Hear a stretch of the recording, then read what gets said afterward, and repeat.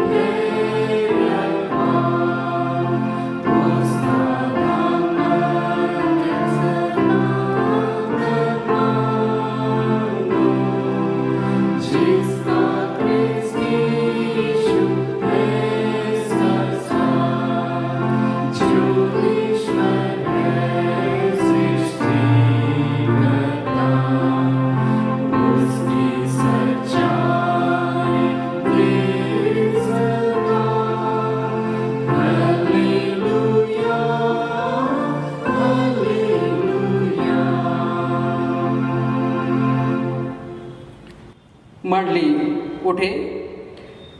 परमेश्वर पिता और पुत्र और पवित्र आत्मा के नाम से आमीन।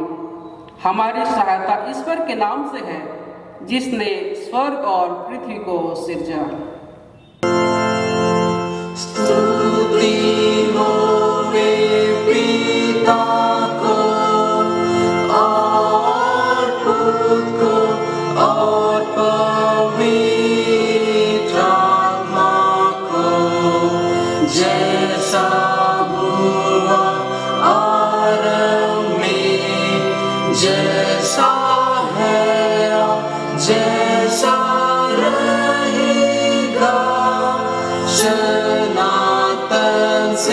सनातनो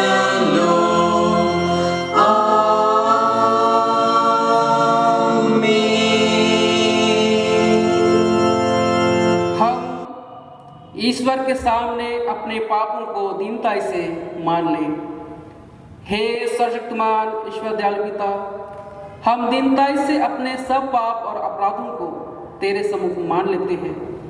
तू अपने प्रिय पुत्र हमारे प्रभु यीशु ख्रीष्ट के कारण हम पर दया दृष्टि कर और हमारे सब पापों को क्षमा कर। आमीन।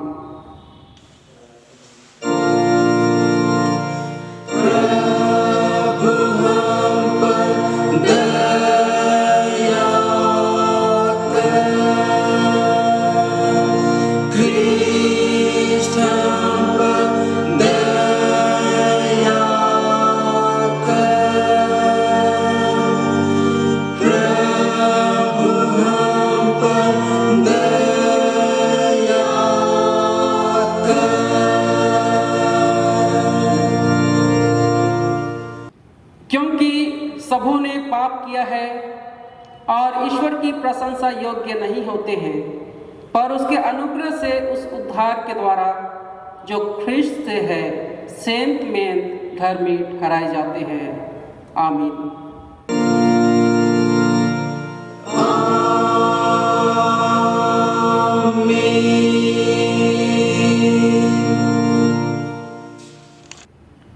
मंडली उठे, सबसे ऊंचे स्थान में ईश्वर का गुणानुवाद हो।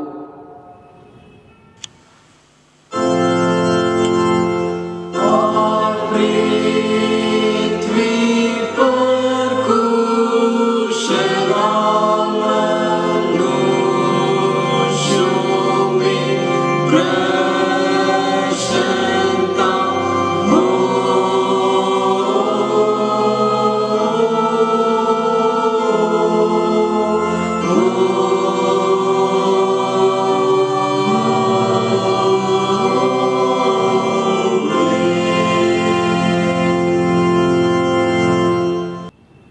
प्रभु मंडली के संग हो।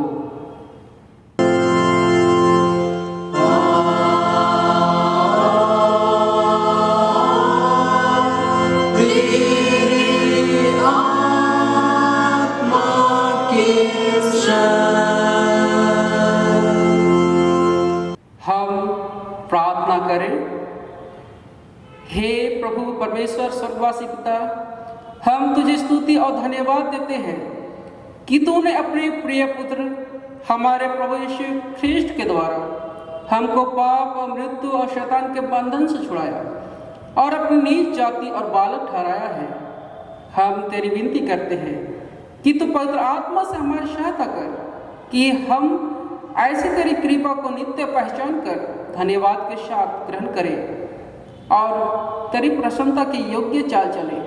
हमारे मन को पवित्र कर कि पाप हम में प्रभुता करने ना पाए, वरन कि हम भले कार्यों के द्वारा इस संसार में ज्योति के समान हो, जिससे और लोग देखकर तेरी स्तुति करें। जीवन भर तू हमको अपने मार्ग पर चला कि हम इसके बाद स्वर्ग राज में पहुंचकर अनंत जीवन प्राप्त करें, हमारे प्रभु यीशु ख्रीष्ट के कारण। आमीन।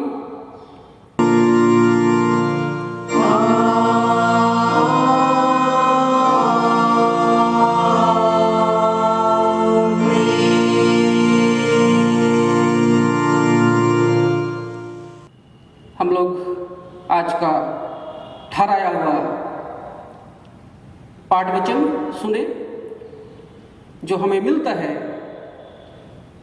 इब्रानियों के नाम पत्री अध्याय 4 पद संख्या 9 से 13। इब्रानी 4:9 से 13।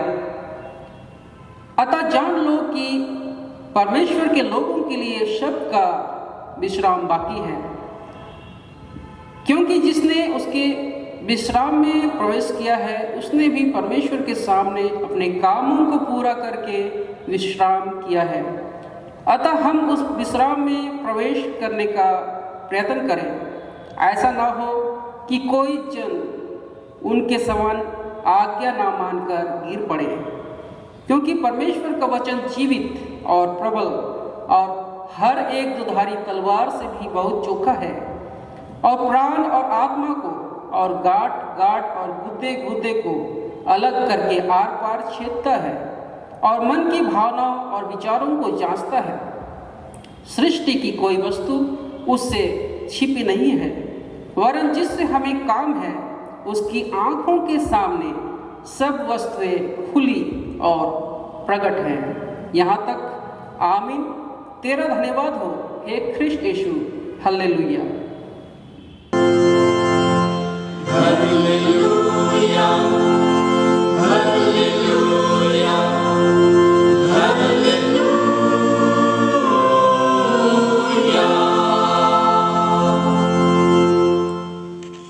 अब हम समस्त क्रिस्टियानी कलीसिया के संग अपना महापवित्र विश्वास मानने के योग्य हैं। मैं विश्वास करता हूँ परमेश्वर पिता पर, जो स्वर्ग और पृथ्वी का सर्वशक्तिमान सृजनहार है, और उसके इकलौते पुत्र अपने प्रभु यीशु ख्रिस्ट पर, जो पवित्र आत्मा से गर्भ में आया, कुंवारी मरियम से उत्पन्न हुआ, पांतुस पिलातुस की आज्ञा से दुख उठाया, क्रूस पर चढ़ाया गया, मर गया और गाड़ा गया, पाताल में उतरा, तीसरे दिन मृतकों में से जी उठा, स्वर्ग पर चढ़ गया और परमेश्वर सर्वशक्तिमान पिता के दाहिने हाथ बैठा है, जहाँ से वह जीवितों और मृतकों का विचार करने को फिर आएगा। मैं विश्वास करता हूँ पवित्र आत्मा पर, एक ही पवित्र क्रिस्टियानी कलीसिया, पवित्रों की संगत पर, पापों की क्षमा, देह के जी उठने और अनंत जीवन पर। आमीन।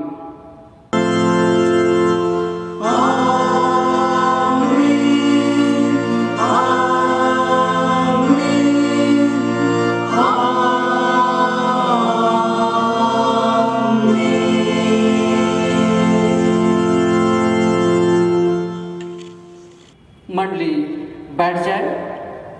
हम लोग पूरी मंडली होकर आराधना के लगातार में दूसरे गीत गावेंगे। साक्षीवाणी गीत संख्या 187।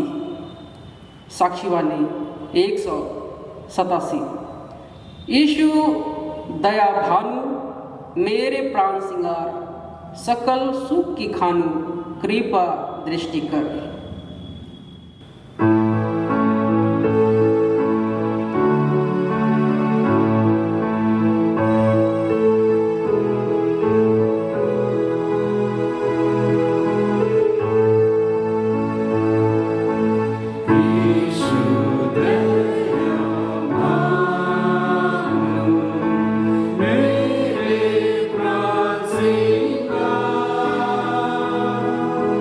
Sakal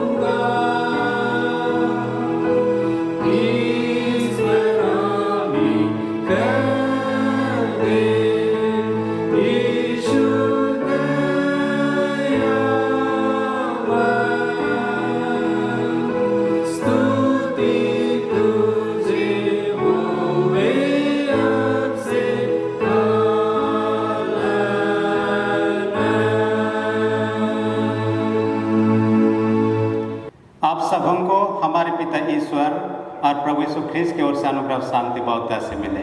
आमीन। आइए हम प्रार्थना करें। अनुग्रह कर सेनाओं के जीवता पिता परमेश्वर, तुझे लाखों लाख धन्यवाद देते हैं विगत समय के सारे दया सुन के लिए जो तूने हमारे जीवन में दिया है। धन्यवाद देते हैं आज के दिन के लिए कि हम तेरे आराधना में शामिल होकर तेरे वचनों में से ध्यान मनन करें।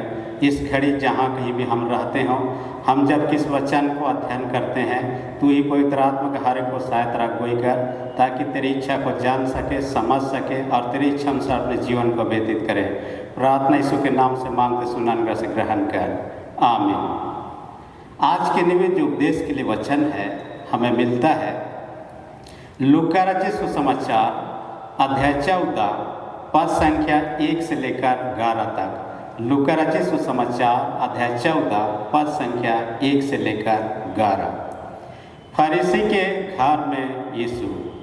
फिर वह सब्त के दिन फरीसियों के सरदारों में से किसी के घर रोटी खाने गया और वे उसके घात में थे। वहाँ एक मनुष्य उसके सामने था जिसे जलंधर का रोग था। इस पर यीशु ने व्यवस्थापकों और फरीसियों से कहा, क्या सब्त के दिन अच्छा करना उचित है या नहीं? परंतु वे चुपचाप रहे। तब उसने उसे छूकर चंगा किया और जाने दिया और उनसे कहा, तुम में से ऐसा कौन है जिसका गदहा या बैल कुएं में गिर जाए और वह सब्त के दिन उसे तुरंत बाहर ना निकाले? वे इन बातों का कुछ उत्तर ना दे सके। जब उसने देखा कि आमंत्रित लोग कैसे मुख्य मुख्य जगहें चुन लेते हैं, तो एक दृष्टांत देकर उनसे कहा, जब कोई तुझे विवाह में बुलाए तो मुख्य जगह में ना बैठना। कहीं ऐसा ना हो कि उसने तुझसे भी किसी बड़े को न्योता दिया हो और जिसने तुझे और उसे दोनों को न्योता दिया है आकर तुझसे कहे, इसको जगह दे, और तब तुझे लज्जित होकर सबसे नीची जगह में बैठना पड़े। पर जब तू बुलाया जाए तो सबसे नीची जगह जा बैठ, कि जब वह जिसने तुझे न्योता दिया है आए तो तुझसे कहे, हे मित्र आगे बढ़कर बैठ। तब तेरे साथ बैठने वालों के सामने तेरी बड़ाई होगी, क्योंकि जो कोई अपने आप को बड़ा बनाएगा वह छोटा किया जाएगा, और जो कोई अपने आप को छोटा बनाएगा वह बड़ा किया जाएगा।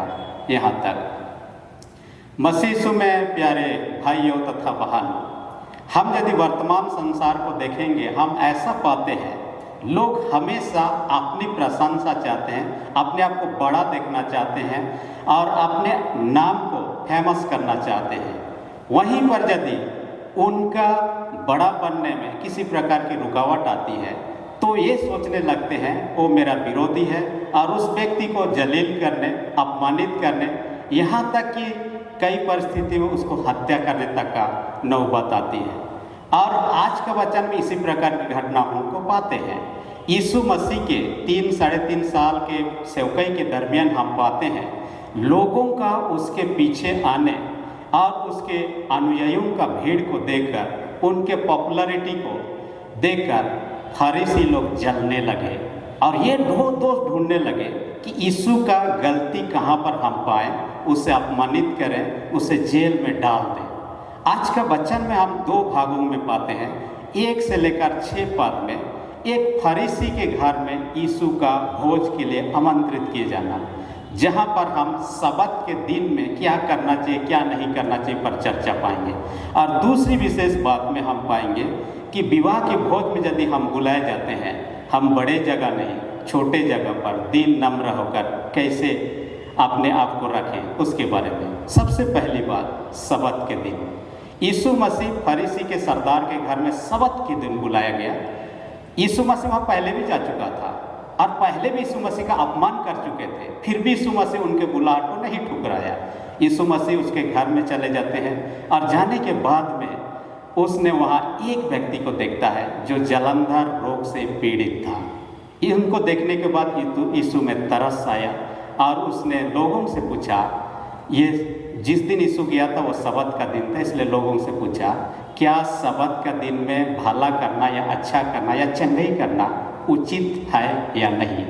लोग उनके बातों को सुनकर उनके सवाल का कुछ भी जवाब नहीं दे पाए, वे चुप रहे। यीशु उस जलंधर रोगी को चंगा करता है।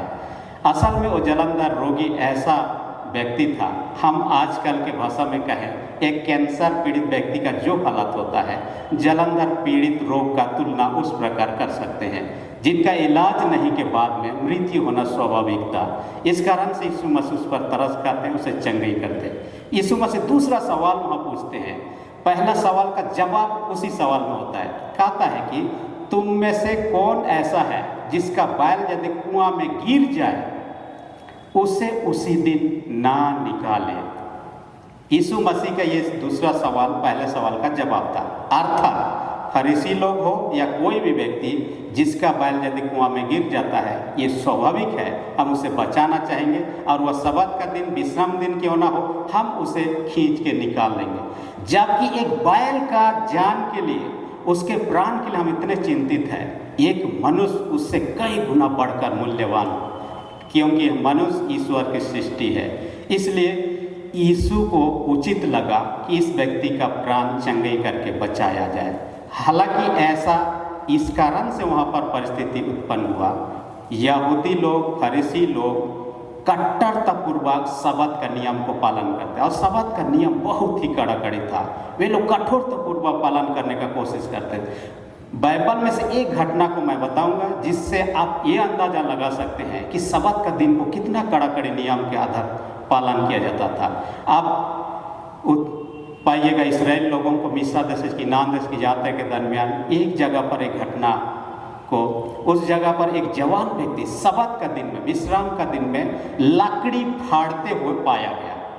सब्त का दिन में कुछ भी काम नहीं करना चाहिए, लेकिन उस व्यक्ति लकड़ी फाड़ने का काम करता था। लोग उसे देखे, पकड़ के मूसा के पास ले गए और मूसा को बोलने लगे कि व्यवस्था के नियम अनुसार इसको दंड दिया जाए। मूसा ने कहा, मैं नहीं जानता लकड़ी फाड़ने का क्या दंड देना चाहिए। उसने जाकर परमेश्वर से प्रार्थना किया, हे परमेश्वर इसके लिए क्या दंड विधान है। जब मूसा ने प्रार्थना, परमेश्वर ने उसे निर्देश दिया, उस व्यक्ति को गांव से बाहर ले जाइए और बाहर ले जाकर अपने अपने हाथ में पत्थर उठा लीजिए और उसे मार मार के ख़त्म कर दीजिए। ये जो आदेश था ईश्वर की ओर से था। सब्त का दिन में लकड़ी फाड़ते हुए पाया गया और उसका आदेश, मृत्यु का आदेश परमेश्वर की ओर से उसे। इस बात से हम अंदाजा लगा सकते हैं सब्त का दिन को कितना कठोरतापूर्वक पालन करने के लिए वे लोग प्रयत्न थे। आजकल वर्तमान समय जब आते हैं, सब्त का दिन को हम कैसे मानते हैं, विश्राम दिन को कैसे मानते हैं, हर एक का मानने का अलग अलग तरीका है। कई लोग गिरजा विनती करने के बाद में विश्राम दिन में क्या करते हैं, रेस्ट करते रहते हैं, सोते रहते हैं। कई लोग उस दिन घूमने फिरने के लिए दिन ठहरते हैं। कई लोग अपने घर में जमा हुए मैला कपड़ों को धोने का काम में, कई लोग पार्टी उटी करने में, कई लोग अनेक प्रकार के काम करते हैं अपने अपने ढंग से। ये अपने सोच विचार अपने अनुसार, यहाँ पर कठोरता पूरा किसी पर लागू नहीं किया जाता है। परंतु ये एक बात है कि ईश्वर क्या चाहता है। हम उत्पत्ति की किताब 2 अध्याय 3 पद को देखेंगे। परमेश्वर ने सब्त का दिन को ठहराया और उस दिन को आशीषित किया है। यदि हम ईश्वर के निमित्त उस दिन को व्यतीत करते हैं, उस दिन का आशीष आपको मुझे प्राप्त होता है। आइए हम संडे स्कूल समय से जिन चीज़ों को पढ़ते हैं, चौथी आज्ञा में पाते हैं कि विश्राम वर्ग को पवित्र रखने के लिए मत भूल। इस विषय पर डॉक्टर मार्टिन लूथर ने एक गाइडलाइन दिया है कि हम विश्राम वर्ग या तो सब्त का दिन को हम कैसे व्यतीत करें, और उसके लिए उन्होंने कहा कि 3 प्रकार के कामों को हमें करना चाहिए। डॉक्टर मार्टिन लूथर कहते हैं पहला काम जो है, कहता है धर्म का काम। धर्म का काम में गिरजा विनती करना, बाइबल पढ़ना, समाज करना, बाइबल अध्ययन करना इत्यादि जो है गिरजा विनती से संबंधित, ईश्वरीय सेवा काम से संबंधित, ये धर्म का काम करना है। दूसरी प्रकार का काम जो विश्राम दिन में हम कर सकते हैं वो तो है कि वह प्रेम का काम। प्रेम का काम करने से कोई बीमार है उसको देखने, कोई व्यक्ति उदास में है या दुखित है उनको शांति देने, कोई व्यक्ति परेशान है उनको संभालने इत्यादि, माने दूसरों का भलाई से संबंधित जितने काम हैं ये प्रेम का काम में आते हैं। और इस प्रकार के कामों को हम विश्राम दिन में करना है। तीसरी प्रकार के काम जो कहता है बहुत जरूरी काम, डॉक्टर मार्टिन लूथर कहता है उस दिन काम नहीं करने से हमारा नुकसान हो सकता है, या उस दिन ही किया जा सकता है, या उस दिन बहुत ज़रूरी समझते हैं ऐसे ऐसे कामों को। जो कुछ भी है परंतु हमारे लिए एक बात है, विश्राम दिन ईश्वर ने बनाया है। हमें ईश्वर के लिए समय देना, उसकी उपासना करना, उसका धन्यवाद करना, उसका महिमा करना, ताकि ईश्वर का जो आशीष उस दिन के लिए दिया हुआ है आपको मुझे प्राप्त हो सके। मैं 2 साल तक अपने पढ़ाई के सिलसिले में नागालैंड के मोकोकचुंग शहर में था। जब मैं शुरू वहाँ गया और संडे का दिन या विश्राम दिन को जब आता था, मैं वहाँ का परिस्थिति देखकर ताज्जुब होने लगा। असल में हम जानते हैं नागालैंड एक मसीह क्रिश्चियन स्टेट है, होने के नाते वहाँ के चर्च लोग, मेंबर लोग क्या करते हैं, उस दिन अपनी दुकान बाजार को बंद रखते हैं, खोलते नहीं हैं। उस दिन उनका बस चलता हो तो बस सबको बंद, टैक्सी चलता हो टैक्सी बंद। उन्हीं लोगों का बस या टैक्सी चलता हो जो बाहर से बिजनेस करने के लिए गए हो, जो अब तक मसीह को नहीं अपनाए हैं, और वे लोग सुबह और शाम परमेश्वर की महिमा में समय व्यतीत। खैर वो तो उनका चीज बात है, परंतु ईश्वर का यही आदेश है, परमेश्वर के लिए समय देना, उसकी महिमा करना है, ताकि उस दिन का आशीष से हम वंचित ना हो सके। दूसरी घटना आज के वचन में हम पाते हैं, यीशु मसीह एक उदाहरण देते हैं दृष्टांत के रूप में। विवाह भोज में जब किसी कोई हमें बुलाता है, हमें मुख्य सीट या आसन में नहीं बैठना चाहिए। ऐसा ना हो कि हमसे बड़े आदमी को भी न्योता दिया हो और हमें कहा कि इस सीट से आप उठ जाइए, यहाँ पर दूसरा कोई बैठेगा, तब हमें क्या अपमानित होना पड़ेगा। निचली जगह पर बैठे, ताकि घर का स्वामी जो भोज का आयोजन किया वो आए तो हमें बुलाए, आइए इधर आप बैठिए, तब हमारा प्रशंसा होगा। यीशु मसीह इस घटना से ये कहना चाहते हैं, जो अपने आप को बड़ा बनाएगा छोटा किया जाए, जो अपने आप को छोटा बनाएगा बड़ा किया जाएगा। हम बाइबल में पाते हैं सृष्टि के समय से जो अपने आप को बड़ा बनाने का प्रयत्न किया वो नीचा किया गया है, और जो व्यक्ति नीचा या अपने आप को दीन बनाने का कोशिश ऊंचा किया गया। हम लूसीफर की घटनाओं को पाते हैं। लूसीफर अन्य नहीं था, वो स्वर्गदूतों में से एक ही था, परंतु दूसरे स्वर्गदूत से ज़्यादा सुंदर था, ज़्यादा बुद्धिमान था। इस कारण से उसमें घमंड पैदा हो गया और परमेश्वर के तुल्य बनने का उसमें लालसा उत्पन्न हो गया। इसलिए परमेश्वर ने क्या किया, लूसीफर को और उसके जितने अनुयायी थे सबको स्वर्ग से बहिष्कृत कर दिया। दूसरा नया नियम में एक घटना को पाते हैं, एक व्यक्ति का जीवन जिसका नाम है यूहन्ना बपतिस्मादाता। यीशु के सेवकाई आरंभ करने से पहले यूहन्ना बपतिस्मादाता जंगल में प्रचार करने लगा था और मन फिराव का बपतिस्मा दे रहा था। लोग उसके पास में भीड़ के भीड़ आने लगे। लोग उसे पूछने लगे, क्या आने वाला मसीह या उद्धारकर्ता आप ही हैं? यूहन्ना का जवाब क्या था आप जानते हैं? ऐसा कहता है, नहीं, मैं इतना महान इंसान नहीं हूँ। क्या कहता है? मैं तो इतना छोटा इंसान हूँ कि यीशु का जो जूता वो पहनेगा, उसके जूता का बंधन को खोलने के योग्य भी नहीं हूँ। अपने आप को कितना दीन करता है, नम्र करता है। और यीशु मसीह बाद में यूहन्ना के विषय में एक स्टेटमेंट देते हैं, एक बात कहते हैं, उसमें कहते हैं, मैं तुमसे सच कहता हूँ, जितने को स्त्रियों में से जन्मे हैं यूहन्ना बपतिस्मादाता से बढ़कर कोई नहीं है। ऐसा कहता है, यानी कौन स्त्री से नहीं जन्मे, सबको स्त्री से जन्मे हैं, लेकिन कहता है यूहन्ना बपतिस्मादाता से बढ़कर कोई नहीं है। यूहन्ना का प्रशंसा करता है, जो भी कि यूहन्ना अपने आप को दीन नम्र करता है। इसलिए मत्ती 5 अध्याय में पाते हैं, धन्य जो मन के दीन है, क्योंकि स्वर्ग का राज उन्हीं का है, कहता है। इसलिए यदि हम पर लोगों के सामने अपने आप को दिखा सकते हैं बड़े होने का, अपने आप को बड़े कर सकते हैं, बड़े पद में आसीन हो सकते हैं, लेकिन ईश्वर के सामने बड़ा तब होते हैं जब हम उसके अधीनता को स्वीकार करते हैं।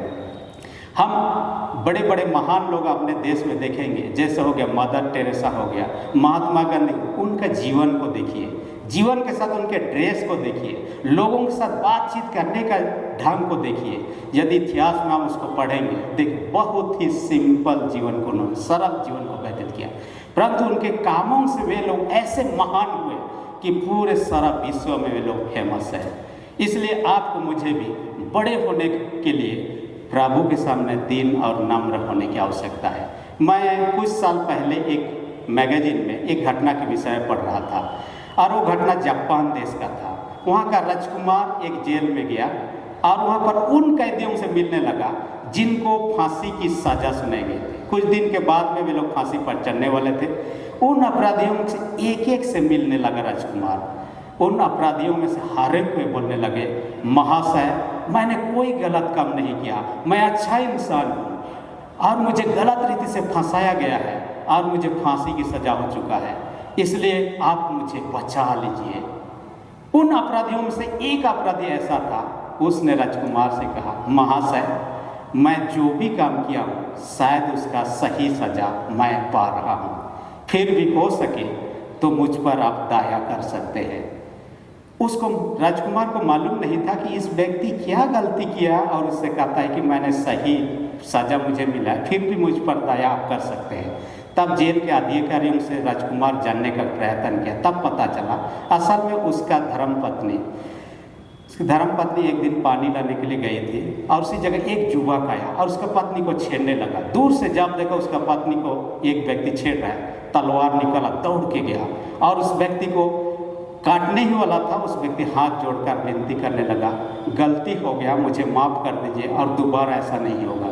परंतु ये व्यक्ति बहुत क्रोधित था, उस व्यक्ति को का हाथ दोनों को काट दिया। काटा हुआ हाथ से जोड़कर बोलने लगा, मुझे मत मारिए, फिर भी उसने मारकर टुकड़ा टुकड़ा कर दिया। बाद में जेल जाने के बाद में उस व्यक्ति को पता चला कि उस व्यक्ति का 2 छोटे छोटे बच्चे थे, दोनों बच्चे अनाथ हो गए। उनके जो जवान पत्नी थी, इस घटना को सुनने के बाद में वो मेंटली पागल हो गई और उसका पूरा परिवार उजड़ गया। इस घटना को जानने के बाद में ये इस व्यक्ति में बहुत पछतावा हुआ, जेल में रहते हुए बहुत पछतावा किया। इस कारण से राजकुमार को जब पता चला, बाकी कैदियों को उसी डेट पर उसी अनुसार फांसी की सजा हुआ, परंतु इस व्यक्ति का सजा को उम्र कैद में बदल दिया गया और कई साल के बाद में उसे नॉर्मल जीवन जीने का फिर से अवसर मिला। जो लोग चाहे कि मैंने कुछ नहीं किया, मैं अच्छा इंसान हूँ, सब कोई मर गए, परंतु ये व्यक्ति अपने आप को दीन के राजकुमार के सामने बच निकला और एक नए जीवन जीने का भी अवसर मिला। हम कई बार अपने आप को बड़ा तो बनाना चाहते हैं, डींग हाँकना चाहते हैं, यहाँ तक कि दूसरों को गिराने का प्रयत्न भी करते हैं, परंतु जाने की ईश्वर की दृष्टि से महान तब हम बन सकते हैं जब हम उसके सामने दीन नम्र होते हैं। इसलिए आइए हम अपने आप को परमेश्वर के सन्मुख दीन और नम्र स्वभाव से आए। परमेश्वर समय के पूर्णतः आपको और मुझे बढ़ेगा। परमेश्वर ऐसा करना हम सबों की सहायता अगुवाई करे, आमीन। आइए हम प्रार्थना करें। सेनाओं के जीत पिता, धन्यवाद देते हैं आज के वचन के लिए, जो वचन तूने हमें दिया है। हे पिता परमेश्वर, हम दीन और नम्र स्वभाव को धारण करें ताकि तुझसे वह आशीष को प्राप्त करें जो नम्र दीन लोगों के लिए तूने ठहराया है। और पिता दूसरों को भी इस बातों की शिक्षा दे। हम अपने आप से ऐसा नहीं कर सकते हैं, इसलिए तू ही पवित्र आत्मा हमारी सहायता अगुवाई दीजिए। प्रार्थना यीशु के नाम से मांगते सुनने से ग्रहण कर, आमीन। और ईश्वर की शांति समाज ज्ञान से ऊर्जा कि इस समय आप सब उनके मन और हृदय की रक्षा करें, आपसे सदा लो, आमीन। आराधना के लगातार में पूरी मंडली होकर के हम लोग तीसरी गीत गावेंगे, साक्षी वाणी गीत संख्या 243, साक्षी वाणी 243। मैं यीशु के नूर में साथ चलूँगा, दिन और रात उसके पीछे मैं चलूँगा।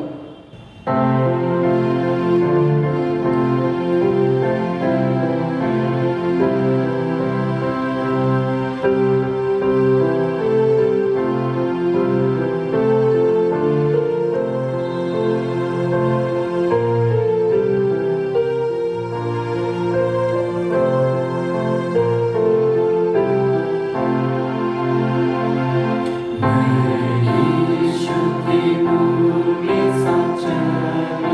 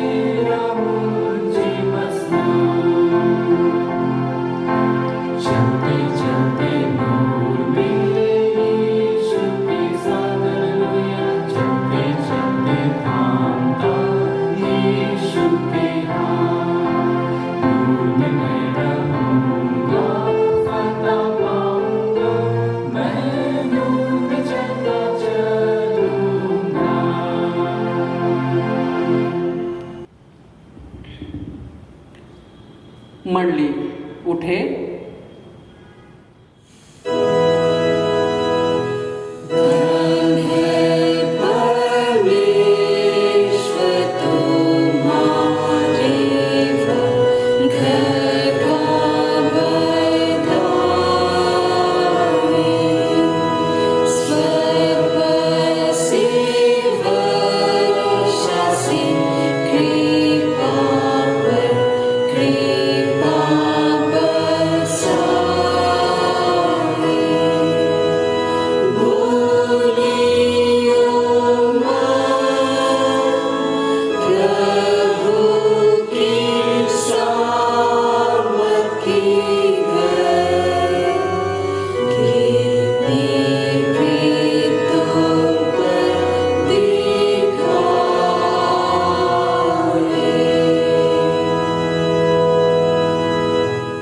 आइए हम अंतिम प्रार्थना करें। हे प्रभु परमेश्वर स्वर्गवासी पिता, हम तेरी विनती करते हैं, अपनी क्रिश्चियानी कलीसिया और उसके सारे सेवकों की अगुवाई कर कि वे तेरे वचन के निर्मल उपदेश में ठहरे, जिससे सच विश्वास और प्रेम हम में बढ़े और दृढ़ाया जाए। हे प्रभु, भारत रिपब्लिक के हमारे प्रेसिडेंट एवं प्रधानमंत्री, इस झारखंड एवं सभी प्रांत के गवर्नर, राजकीय सभाओं एवं सभी राज्य के मंत्रिमंडलों, सब न्यायियों व हाकिमों और सब राज कर्मचारियों को आशीष दे और उनकी अगुवाई कर कि वे न्याय और धर्म से देश की सेवा करें और हम कुशल चैन से सारी भक्ति और गंभीरता से काल बिताएं। हमारी कलीसियन सभाओं, सेंट्रल काउंसिल, CRC, डायोसीजन काउंसिल और सभी कलीसिया की अन्य मंडली सभाओं को आशीष दे कि वह मंडली को तेरी पवित्र इच्छा के अनुसार चलाए।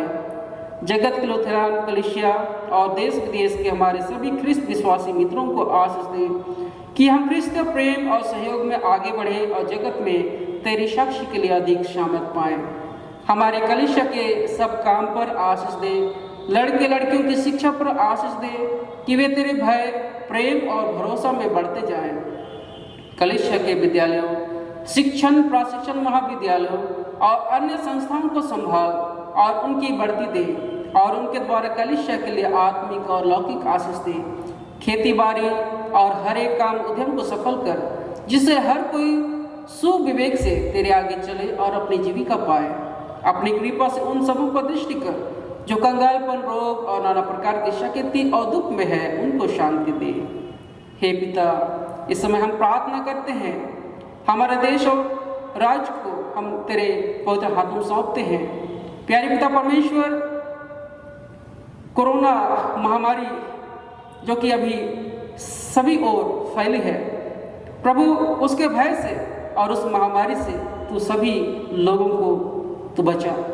सभी लोगों पर दया दृष्टि कर ताकि वे भले चंगे और सुस्वस्थ पाए जाएं। सेवा करने वाले सभी स्वस्थ कर्मियों को तेरे हाथ में सौंपते हैं। देश एवं राज्यों के सभी मंत्रियों, शासन प्रशासन के लोगों को सुबुद्धि और ज्ञान दे कि वे अपनी जनता की सेवा कर सके, ताकि देश एवं राज्यों में अमन चैन बनी रहे।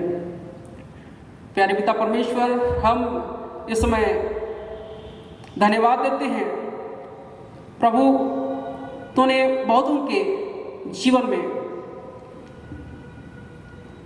तूने आज बच्चों का दान दिया है। प्यारे पिता परमेश्वर, हम उन नए जन्मे बच्चों को और उनके माता पिताओं को हम तेरे हाथ में सौंपते हैं। प्यारे पिता परमेश्वर, तू उनके परिवारों में बड़ी आशीष का दान दिया है। प्रार्थना करते तो उनको स्वस्थ और भला चंगा तो रख और उनके जीवन में तू अपने आशीषों को तू उंडेल दे, तो उनके जीवन से तू अपनी महिमा प्रकट कर। आज बहुतों का जन्म दिवस है प्रभु, और प्रार्थना करते हैं इस जन्म दिन की आशीष और खुशी तू हर एक के जीवन में तू उंडेल दे। प्यारे पिता परमेश्वर, कई परिवारों में से तूने उनके प्रियजनों को मृत्यु के द्वारा सनातन विश्राम के लिए अपने पास बुला लिया। प्यारे पिता परमेश्वर, सभी शोकित परिवारों को हम तेरे हाथ में सौंपते हैं, तो उनके बीच में अपनी उपस्थिति को दे और अपनी शांति उनके जीवनों में प्रकट कर। प्रभु, कई लोग किसी अन्य बीमारी से पीड़ित हैं, अस्पतालों एवं घरों में हैं। सभी बीमार दुखितों को हम तेरे हाथ में समर्पित करते हैं। उन्हें समय पर सुस्वस्थता का दान प्रदान कर, ताकि वे स्वस्थ लाभ प्राप्त करके कलीसिया एवं अन्य भाई बहनों के साथ मिल करके तुझको धन्यवाद भेंट अर्पित करने पाएंगे। प्यारे पिता परमेश्वर, इस समय हम सभी दानों के लिए विशेषकर डेवलपमेंट दान, आत्म पालन दान और घड़सिनी दान, हम सभी दानों को तेरे हाथ में समर्पित करते हैं। प्यारे पिता परमेश्वर, तूने सबों के जीवन में सुस्वस्थता का दान प्रदान किया है। हर प्रकार की उपलब्धि तूने सबों के जीवन में दिया है, और तेरे बालक बालिकाएं होकर के, तेरे बच्चे होकर के प्रभु, हम तुझको धन्यवाद दान भेंट अर्पित करने पाते हैं। सभी दानदाताओं को तू आशीष कर, उनके जीवन को बढ़ती का जीवन प्रदान कर। प्यारे पिता परमेश्वर, हम इन दानों को हम तेरे हाथ में सौंपते हैं। इन दानों पर तो अपनी विशेष आशीषों को तो उंडेल दे, ताकि ये दान तेरी कलीसिया के बढ़ते में इस्तेमाल किए जाएं, ताकि तेरी कलीसिया बड़े फले और फूले और तुझको ही महिमा मिलने पाए। प्यारे पिता परमेश्वर, आज के गिरजा आराधना में शामिल सभी ख्रिस्त विश्वासी भाई बहनों को हम तेरे हाथ में सौंपते हैं। सबों की शुद्धि ले, सबों को आशीष दे, सबों के जीवन की तू सुरक्षा तू कर। प्यारे पिता परमेश्वर, इस समय प्रार्थना करते हैं हमारे कलीसिया के सब भाई बहनों की रक्षा कर, जो दूसरे देशों में चले गए हैं, कि वे सब जोखिम और परेशान में विश्वासी ठहरे। हम उनके लिए भी तेरी विनती करते हैं, जो मंडली से निकाले गए व उलट हुए हैं, उन पर दया कर कि वे सच्चे पश्चाताप से तेरी ओर फिरे। सब मनुष्यों का त्राणी ठहर, और उन पर जो अंधेरे में बैठे हैं मुक्ति का उजाला प्रकाश कर। हमको आपस्तापूर्ण मृत्यु से बचा, और अंत में अपने प्रिय पुत्र हमारे प्रभु यीशु ख्रीष्ट के द्वारा स्वर्ग राज में ग्रहण कर। आमीन। हे हमारे पिता, तू जो स्वर्ग में है, तेरा नाम पवित्र किया जाए, तेरा राज आए, तेरी इच्छा जैसे स्वर्ग में वैसे ही पृथ्वी पर भी हो। हमारे प्रतिदिन की रोटी आज हमको दे और हमारे अपराधों को क्षमा कर जैसे हम भी अपने अपराधों को क्षमा करते हैं, और हमको परीक्षा में मत डाल परंतु बुराई से छुड़ा, क्योंकि राज और पराक्रम और महात्म सदा तेरे ही है। आमीन।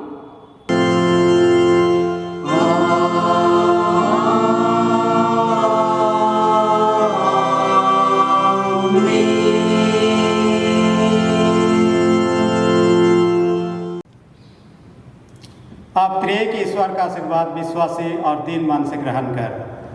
परमेश्वर तुझे आशीष देवे और तेरी रक्षा करे। परमेश्वर अपना मुँह तुझ पर प्रकाश करे और तुझ पर अनुग्रह करे। परमेश्वर अपना मुँह तुझ पर प्रकाश करे और तुझे कुशल देवे। आमीन।